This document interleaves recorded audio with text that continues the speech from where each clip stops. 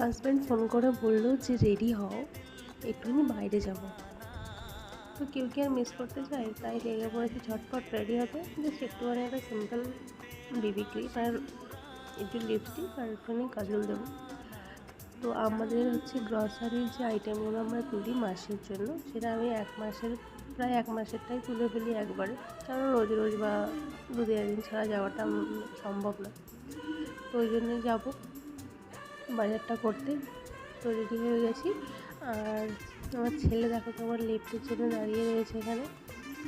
আমরা একটু ফার্স্ট ঘুরে আসবো, দেন তারপরে বাজার করে বাড়ি আসবো। তো আমরা ডিমার্টে বাজার করতে যাই। আর ডিমার্টটা আমার মনে হয় প্রত্যেকটা মেয়ে যারা যারা গেছে তাদের সবারই ফেভারিট প্লেস। এটা তো আমার জন্য খুব ভালো, কিন্তু আমার হাজব্যান্ড যেতে চায় না, প্রচণ্ড ভিড় থাকে জন্য।